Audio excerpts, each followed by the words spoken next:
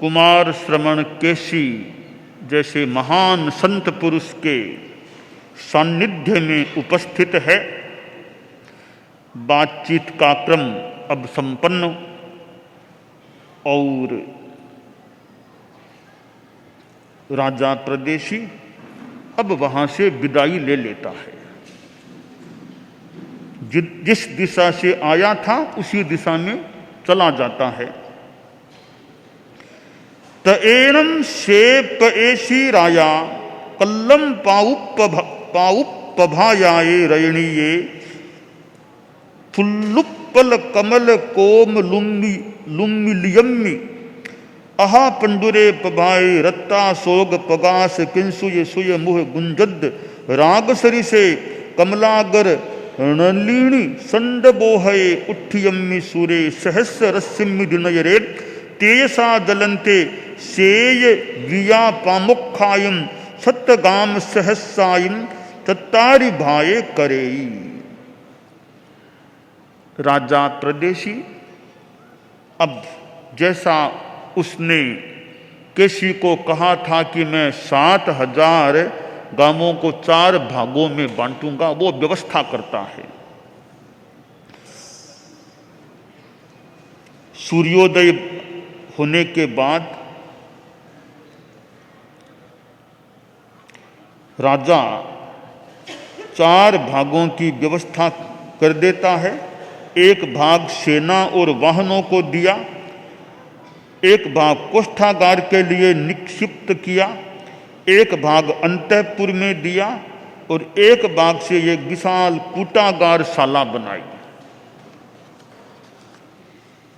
वहां कूटागार शाला में प्रदत्त वेतन और भोजन का भोग करने वाले बहुत से पुरुषों द्वारा विपुल असन पान खाद्य स्वाद्य तैयार करवा कर बहुत से श्रमणों माहनों भिक्षुओं और राहगीरों को वह वितरित करता हुआ अब रहने लगा। मानो एक दान की भोजन की व्यवस्था भी की है जनता के लिए, गरीबों आदि आदि के लिए मान लो। अब यह व्यवस्था हो गई। अब राजा प्रदेशी ने एक मोड़ ले लिया जीवन में। वह राजा है पर श्रमणोपासक बन गया है। श्रमणोपासक राजा। कार्यकर्ता भी हमारे होते हैं समाज में, तो श्रमणोपासक कार्यकर्ता श्रमणोपासक हों, थोड़ा तत्व ज्ञान जानने वाले हों, सामायिक आदि में रुचि रखे, ऐसे हों। तो अब राजा था, केवल वो आदेश निर्देश देने वाला ही नहीं, अब वो नास्तिक नहीं रहा, मानो अब तो आस्तिक बन गया है। आस्तिक नहीं बना, श्रमणोपासक श्रावक बन गया है। अब वो कैसा है? जीव अजीव को जानने वाला है। ये जीव हैं, ये अजीव हैं। पुण्य पाप के मर्म को समझने वाला।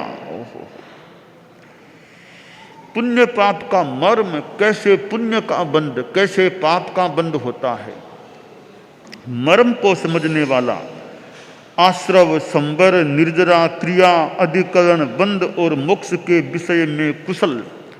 अब जानने लग गया बंध क्या, मोक्ष क्या, निर्जरा कैसे, संबर कैसे, आश्रव, इन तत्वों को जानने लग गया है। और सत्य के प्रति स्वयं निश्चल है, यथार्थ के प्रति निश्चल है। भले देवता भी कोई डिगाना चाहे तो भी मानो उस राजा को धर्म से कोई डिगा नहीं, देवता भी नहीं डिगा सकता, इतना मजबूत श्रद्धा वाला बन गया है। और चतुर्दशी, अष्टमी, अमावस्या और पूर्णिमा को प्रतिपूर्ण पौषध व्रत करने वाला, मानो करीब महीने में 6 पौषध करने वाला। उपवास होता है पौषध में, फिर पौषध भी साथ में। और श्रमणों निर्ग्रंथों को प्रासुक ऐसणीय असन पान खाद्य स्वाद्य पीठ फलक सैया संस्तारक वस्त्र पात्र कंबल पाद प्रोंछन औषध भेषज से दान से प्रतिलाभान्वित करने वाला बन गया, प्रतिलाभित करने वाला बन गया। और अपने व्यक्तिगत जीवन में शील व्रत गुण विरमण प्रत्याख्यान पौषदोपवास के द्वारा अपनी आत्मा को भावित करता हुआ विहलन करने लगा। धार्मिक व्यक्ति बन गया। एक और राज्य का दायित्व, एक और धार्मिक साधना। जीवन के दो पक्ष हो गए, एक कर्तव्य निर्वाह है, एक आत्म कल्याण का। तो कर्तव्य निर्वाह भी राजा है तो करना होता है, भी राज्य की व्यवस्था कामकाज। इधर अपनी आत्मा के लिए श्रावक बना हुआ है, तो आत्मा का कल्याण हो रहा है, मानो दोनों काम हो रहे हैं। अब राजा प्रदेशी जब से श्रमणोपासक बन गया है, अब थोड़ा व्यवहार में अंतर आ गया। अब ये राज्य, राष्ट्र, बल, कोष, कोष्ठागार, अंतःपुर, इनको ज्यादा बहुमान नहीं देता। ठीक है, कर्तव्य निभाना, बाकी की आसक्ति यानी लगता है कम हो गई, इनको बहुमान नहीं देता। अब एक घटना घटित होती है। राजा प्रदेशी की जो रानी थी सूर्यकांता, उसके मन में एक विचार पैदा हो गया कि ये राजा जी जब से ये धार्मिक बने हैं और गुरु जी के संपर्क में आए हैं, श्रमणोपासक बने हैं, तब से ये राजकीय चीजों में ज्यादा रुचि नहीं लेते हैं। मेरे से भी ज्यादा वो इतना नहीं रखते हैं, इतना मुझे भी बहुमान नहीं देते हैं। पहले कितना मुझे सम्मान बहुमान स्नेह देते, अब वो कम हो गया है। तो न तो मुझे बहुमान देते, न राज्य की चीजों को इतना कोई महत्व देते, इतना कोई रुचि लेते हैं।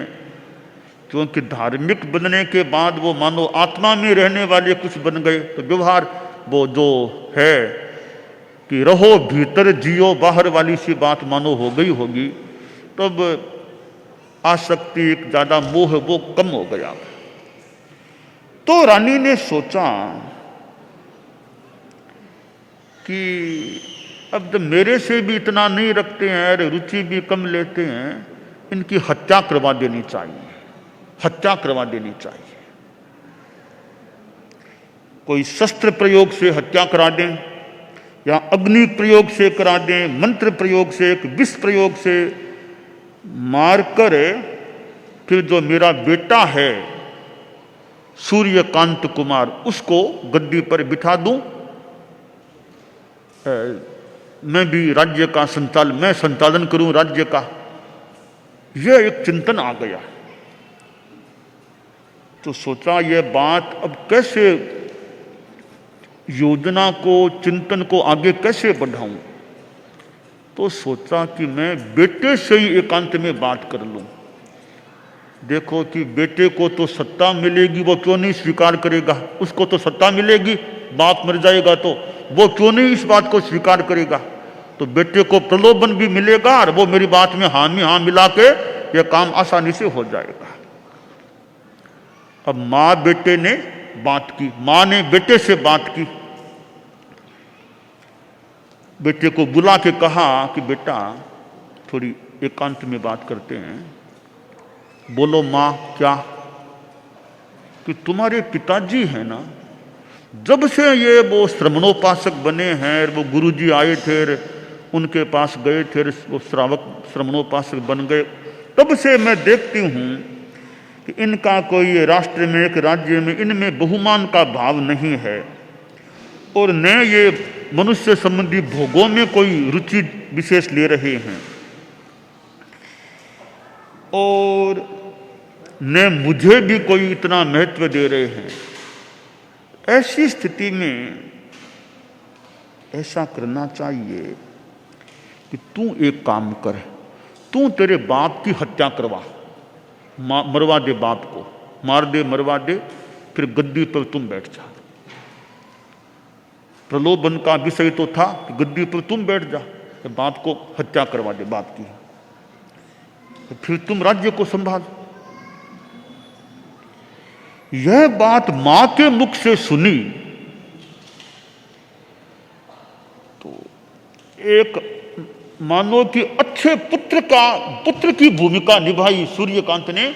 मां ने कहा कि पिता की हत्या करानी वो करानी, बेटे ने मां की बात को महत्व नहीं दिया, आदर नहीं दिया, उस पर मानो ध्यान ही सुनी सी कर दी, बात को ध्यान नहीं दिया, मौन रह गया। अब मां को डांटना भी तो ठीक नहीं, मां को ऐसे बोलना तो अपना के, मौन रह गया, उसकी मां की बात को कोई महत्व नहीं दिया, उत्सुकता नहीं दिखाई उस बात में। तो रानी ने सोचा कि काम तो पूरा बना नहीं है, अब कठिनाई यह हो गई है कि मेरी बात भी मैंने निकाल दी, मेरी बात इसने मानी भी नहीं है, तो दोनों ओर से खराब हुई। बात निकाल भी दी मुंह से, बात मानी भी नहीं बेटे ने। तो समस्या अब यह है कि यह बाप के पास जाकर कह देगा कि मां ने ऐसा कहा है, तो फिर मेरा क्या होगा? बाप बेटे बातें करेंगे, राज्य के साथ में यह बोल देगा कि आज मां ने मुझे यह कहा था, तो मेरा क्या हाल होगा? तो जल्दी से जल्दी मैं पति को मरा दूं, यही श्रेयस्कर है, मार दूं मरा दूं।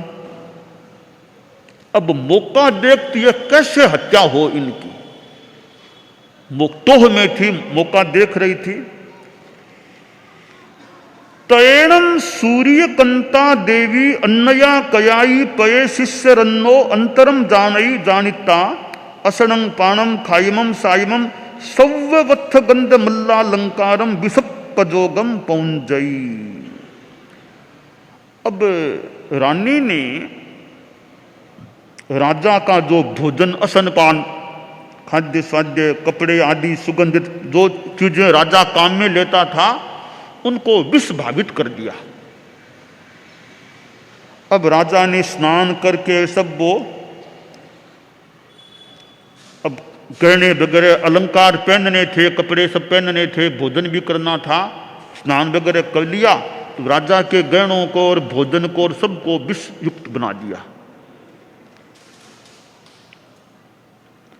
तो वो सारी सामग्री रखी गई, वैसे ही अलंकार, वैसा ही भोजन, राजा ने उनका उपयोग किया, भोजन किया, गहने पहने जो भी, अब उनका उपयोग किया। तैणम तस्य पये शिष्य रन्नोतम विष संयुक्तम असनम आहारे मानस्य शरीर गंसी बेयना पाऊ भूया। अब विष युक्त भोजन जब किया राजा ने, फिर अब राजा के शरीर में वेदना शुरू हो गई, बहुत तीव्र वेदना होने लग गई। पित्तज्वर से व्याप्त शरीर वाला और दाह उत्पत्ति से युक्त होकर वैसा हो गया। परंतु राजा धार्मिक था, संभव है जान तो गया होगा कि सारी यह षड्यंत्र का काम हुआ है, रानी ने किया, जान भी गया होगा, पर मैं धार्मिक हूं, द्वेष नहीं करना, मेरे कर्मों का योग होगा, जो भी किया किसी ने किया, मुझे द्वेष नहीं करना, मैं धार्मिक हूं, समता रखो। तो द्वेष नहीं करता हुआ सोचा बस आत्मा का कल्याण करना है। तो पौषधशाला थी, जैसे कोई साधना करने का गृह कक्ष था कोई, उस मकान में गया, अब साधना करनी है। पौषधशाला में चला गया, अपना सारा जो व्यवस्था है पौषध की, दर्भ का बिछोना बिछाया, उच्चार प्रश्रवण भूमि का प्रतिलेखन किया, दर्भ के बिछोने पर आरूढ़ हुआ, पूर्वाभिमुख हो गया, पूर्वाभिमुख, ऐसे पूर्वाभिमुख होकर बैठ गया। पर्यंक आसन में बैठ दोनों हाथों से निष्पन्न संपुट वाली 10 नखात्मक अंजलि को सिर के सम्मुख घुमाकर मस्तक पर टिकाकर अब बोला, नमस्कार हो अरहतों यावत सिद्धि गति नामक स्थान संप्राप्तों को, नमस्कार हो मेरे धर्मोपदेशक धर्माचार्य कुमार श्रमण केशी को, और मैं यहीं से भगवान को वंदना करता हूं। भगवान मुझे वहीं से देखते हैं कि मैं उनको वंदना कर रहा हूं। यूं वंदन किया, नमस्कार किया और बोला कि देखो, या सोचा कि बोला कि मैंने कुमार श्रमण केशी के पास पहले स्थूल प्राणातिपात का प्रत्याख्यान किया था, स्थूल मृषावाद का प्रत्याख्यान किया है, स्थूल अदत्तादान का प्रत्याख्यान किया है, स्थूल परिग्रह का प्रत्याख्यान किया है। इस समय भी मैं उन्हीं भगवान के पास सर्व प्राणातिपात का प्रत्याख्यान करता हूँ, सर्व मृषावाद का प्रत्याख्यान करता हूँ, सर्व अदत्तादान का प्रत्याख्यान करता हूँ, सर्व परिग्रह का प्रत्याख्यान करता हूँ, सर्व क्रोध मान माया लोभ राग द्वेष कलह अभ्याख्यान पैशून्य पर परिवाद रति अरति माया मृषा मिथ्या दर्शन शल्य और अकरणीय योग का प्रत्याख्यान करता हूँ। यानी 18 पापों का त्याग करता हूँ, अकरणीय सावध्य मान लो, सावध्य योग का त्याग करता हूँ और सर्व असन पान खाद्य स्वाद्य इन चारों प्रकार के आहार का यावत जीवन के लिए त्याग करता हूं। 24 आहार संथारा ग्रहण कर लिया, 18 पाप का त्याग कर दिया, 24 आहार संथारा ले लिया। अब जो मेरा शरीर जिसको मैंने पाला पोसा ध्यान रखा, अब शरीर की क्या चिंता करना है। पहले कितना ध्यान दिया, गर्मी न लगे भूख न, सब ध्यान दिया, अब चिंता नहीं शरीर की। अब मैं इस शरीर को भी अंतिम उच्छ्वास निश्वास तक छोड़ता हूं। ऐसा कर आलोचना और प्रतिक्रमण किया। समाज अब संथारे में है, मानो विशेष कोई पादोपगमन किया, क्या जो भी संथारा किया अपना समता भाव की साधना, 18 पाप का त्याग और आखिर यह शरीर छूटता है, आत्मा निकलती है, मृत्यु को प्राप्त करता है। समाधि पूर्वक मृत्यु के समय मृत्यु को प्राप्त कर उसकी आत्मा 100 धर्म कल्प पहले देवलोक में वैमानिक में सूर्याभ विमान की उपपात सभा में देवदुष्य से आच्छादित देव सैनीय में अंगुल के असंख्यातवें भाग मात्र की अवगाहना में वह सूर्याभ देव के रूप में उपपन्न हुआ, जन्म ले लिया। अब वह राजा प्रदेशी देव बन गया। राजा प्रदेशी का जन्म समाप्त, अब देव योनि में। और सिद्धांततः है आज भी वह देव योनि में है, राजा प्रदेशी का जीव। अब वो देव के रूप में पैदा हुआ तो 5 प्रकार की पर्याप्तियों से पर्याप्त अवस्था को उपलब्ध हुआ। आहार पर्याप्ति, शरीर पर्याप्ति, इंद्रिय पर्याप्ति, आनापान पर्याप्ति और भाषा मनः पर्याप्ति। 5 पर्याप्तियों से पर्याप्त हो जाता है। और अब दिव्य देवरिद्धि देवद्युति दिव्य देवानुभाव को उपलब्ध किया है, प्राप्त किया है, अभी समन्वागत किया है। तो अब भगवान से पूछा गया, महावीर से, कि यह जो देव है सूर्याभ देव,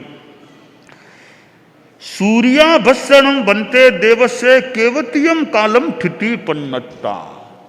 इस सूर्याभ देव की कितने समय की स्थिति, देवगति में कितना कालमान, कितना आयुष्य है।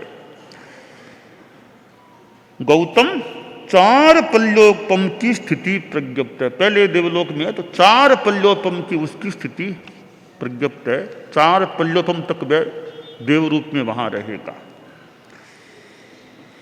तो फिर प्रश्न है कि वह सूर्याभ देव ताओ देवला गाओ लोगाओ आવુख एणम भवक्ख एणम ठिइक्ख एणम अनंतरम चयम चयिता कहिम गमिहिति। तो भगवान वह देव योनि का आयुष्य पूरा कर वह सूर्याभ देव जो पहले राजा प्रदेशी था आगे कहाँ जाएगा। गोयमा महाविदेहे वासे जानि इमानि कुलानि भवन्ति अड्ढायिम दित्तायिम विवलायिम वित्थन्न विपुल भवन शयनासन जान विवाहनायिम बहुधन बहुजातरूप रययायिम रययायिम आओग पौग संपउत्तायिम विच्छद्य पौर भत्तपानायिम बहुदासी दास गो महिष गवेलगप भूयायिम बहुधनस अपरिभूयायिम तथ अन्नयरेषु कुलेषु पुमत्ताये पच्चा इस्सई। भगवान महावीर ने कहा, गौतम वह देवलोक का आयुष्य पूरा करके वापस मनुष्य के रूप में पैदा होगा और मनुष्य के रूप में भी वह महाविदेह वर्ष में पैदा होगा। और महाविदेह में जो ये कुछ अच्छे कुल हैं, जहाँ यान वाहन होते हैं, भोत भवन शयन आसन होते हैं, अच्छे मान लो एक धनाढ्य स्तर के जो कुल होते हैं, उनमें से किसी एक कुल में वह पुरुष के रूप में जन्म लेगा। और